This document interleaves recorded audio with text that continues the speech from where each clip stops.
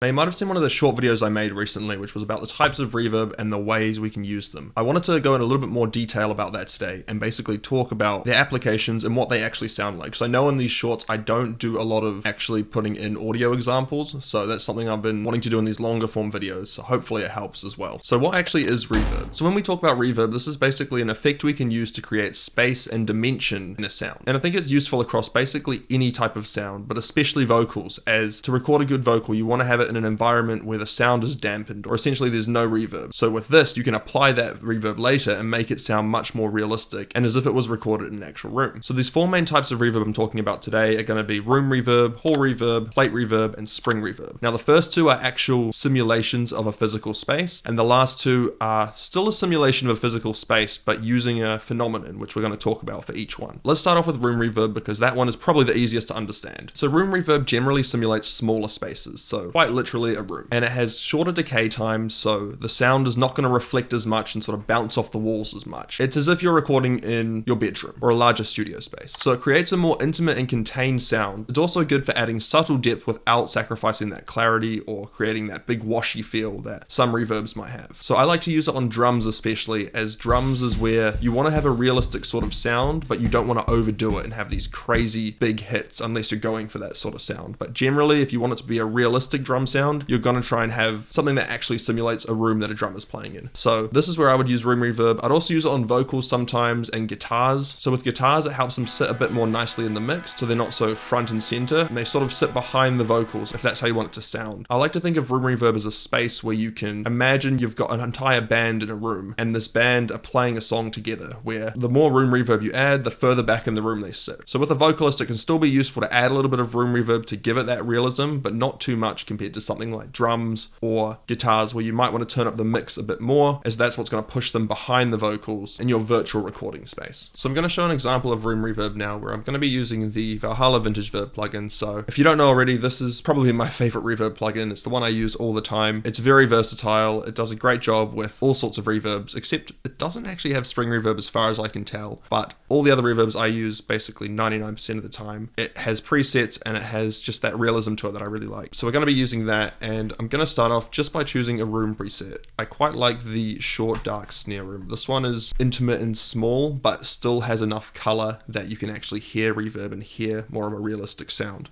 So let's just hear the before and after on this electric guitar sound and see how it sounds with the dry recording and with the room reverb added to it. So this is just the dry recording.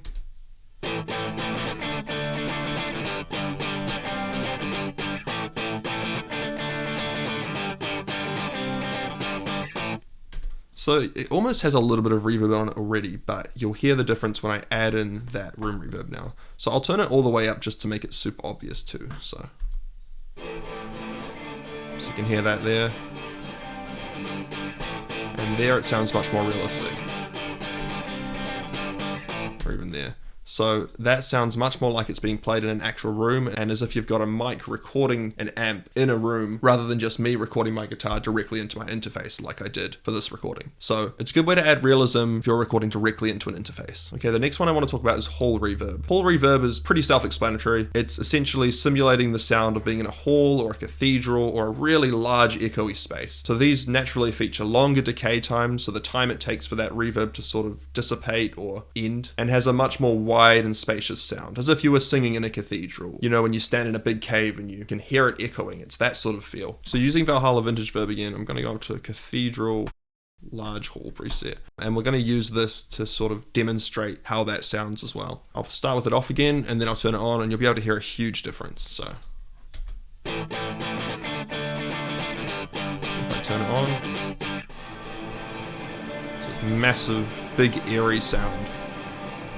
And of course, you know, this is the most extreme example as I've got the mix up to 100%, but what you can do is turn it down and try and blend it in so it does still sound a bit realistic. You want to try and find that balance where, to your ears, does it sound like it's actually been recorded in that space? That's sort of the goal or the thing to keep in mind when you're using these reverbs. So we'll listen again now with the mix turned down. Just the difference.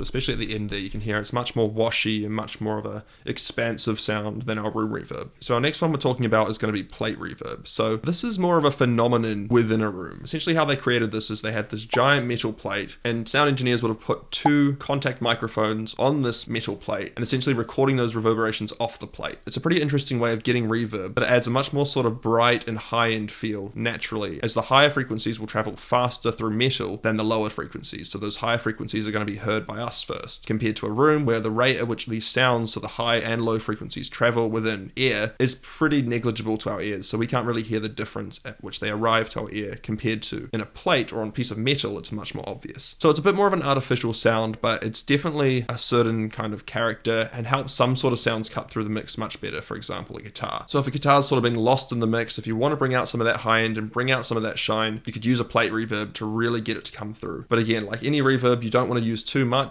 or else it's going to overpower the sound and it's going to sound really muddy and just too much going on. So I'm going to choose a plate reverb preset again. So thin plate is the one I like to use with Valhalla Vintage Verb.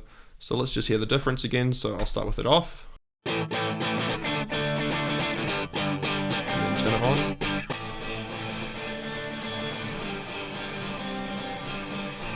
So you can really hear those high-end frequencies coming through much more with this one. And again, if we turn it down, turn the mix down to say 38%, it will probably sound much more realistic. So again, I'll start with it off. And turn it on. So that sounds much more realistic to me. And it's got a bit more of that shine and shimmer to it, which gives it a bit more realism in my opinion in general. So I've just got an acoustic guitar recording here as well. And what I'll do is I'll show that same preset on this acoustic guitar recording, just so you can hear a different guitar and how it might sound. We'll turn the mix right down to about 32%. And let's hear this before and after. So before first. And then after now. So you can hear it sounds much more realistic again, adds that depth and that fullness to my ears at least. So we'll listen to it one more time with it off and then on. And I'll turn it on now.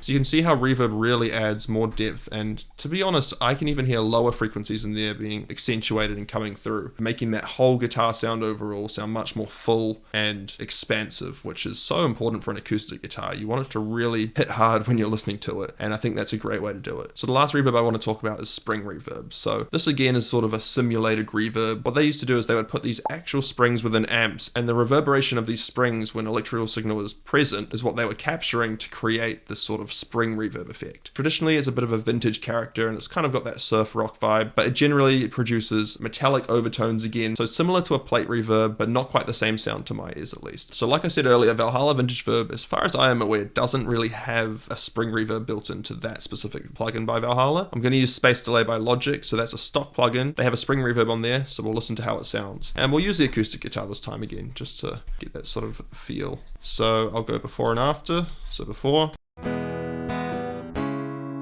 After.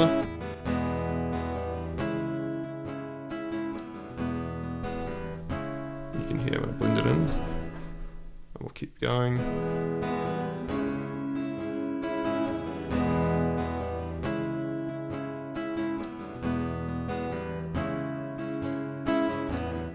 So it's quite a nice sound, to be honest, and it works well with both acoustic and electric guitars. It again is quite similar to a plate reverb, but it has its own sort of vintage and lo-fi character, you could say. So the last thing I wanted to talk about was probably the most important thing, which is when should we use each of these reverbs? So it's all good knowing what they are and how they work, but if we don't know when to use them, we're going to end up with muddy sounding reverbs and loads of problems in our mixes. So with room reverb, I think I touched on it earlier, but you want to use it basically when you're trying to create a bit more of a realistic space, but only having a subtle element of reverb in there. So you don't want to have too much reverb, you don't want to have big washy sounds, you just want to add a little bit of dimension or sort of simulate as if your band was playing in a studio room or a slightly larger room even, but not quite that hall sound. So you can use it on basically anything. It works great on vocals, drums, piano, anything where you want to push something slightly further back in the mix but don't want it to be super washy and just want to have it sitting behind those lead elements such as the lead vocals or the lead guitar. Now hall reverb excels on orchestral instruments. So So I find it's really good at simulating that sort of orchestral grand sound if you're working with violins or string instruments. It also works really well on a snare drum if you're going for that 80s sort of big hit. It's a really popular sound. I think they used a noise gate with it as well. Essentially, it was just this big reverberating snare that you hear in a lot of rock songs from that sort of era. And you can also use it on lead vocals at the end if you want it to sort of fade out into the distance. It's a really good way to add emotion and depth to a sound. You can do that with a guitar as well, or even a piano. I wouldn't recommend using it at, say, the full amount for the entire time, or else it's going to sound really washy, and these long decay times are going to create a real muddy sound, which you don't really want to have in a mix with a lot of instruments. But if it's, say, just a piano and a vocalist, you might be able to get away with it. You can definitely get away with having the mix at around 10 to 20% if you're using a hall reverb. It just adds a bit more depth and emotion to the sound, which I really like. So plate reverb is great for, again, vocals, drums, instruments. If you want anything to sort of cut through the rest of the layers and you want those high-end frequencies and that shine to come through, then I would recommend using plate reverb. It really can bring out that bright and polished character, which can sound really good on loads of different sounds. The last one is spring reverb, which I generally would tend to use only on guitars or bass, where you kind of want that vintage surf rock feel or a little bit of that kind of lo-fi aesthetic. But I mean, it can be used on anything in general. If you want to go for a more creative effect, it could be used on vocals, but traditionally it was used on guitars, so I sort of stick within that realm. But again, there are no rules in mixing, there's only guidelines, so if you think it sounds good on something, then 100% go for it, use that sound. And I think that's the point I want to end on here, is that although I've just given all these sort of guidelines and ways we can use these reverbs, there are no rules, so you can use these reverbs in any way you want. Experiment with them, try them out in different ways, and use them on different instruments or different sounds, and see what you can come up with, because usually when I'm using reverb, I focus on making something sound realistic, or making it sound like it was recorded in an actual space. But there is so many more possibilities and ways you can use reverb rather than just making it sound realistic. Like if you want to make something that sounds really expansive and just drags on forever, you can totally do that. And I'd actually recommend a plugin called Valhalla Supermassive for that. It's completely free and it's really good for experimental sounds and even just normal reverb sounds. It has a great bunch of presets and it's honestly awesome at recreating those sounds or using them experimentally as well. So hopefully this all made sense and helps you understand reverb a little bit more. If you want to see more videos like this, do leave a comment and let me know what kind of videos you want to see or what topics you want me to talk about. Leave a like and subscribe if you're new. I try to post daily shorts explaining little tips, and then any of the videos that people want me to talk more about, I talk about in a longer form video like this one. And if you want to learn more about mixing and mastering and you want to know how to get your songs to that professional sound, do check out my Music Production Academy. I'll leave the link in the description. It's a great space where I teach custom lessons and I give live mix feedback and essentially give you everything you need to know to be able to make those songs sound professional. It's also got loads of video tutorials in there, so definitely check it out. I'll leave the link in the description and hopefully see you inside. So that's all for today. Hopefully this has helped and I will see you in the next one.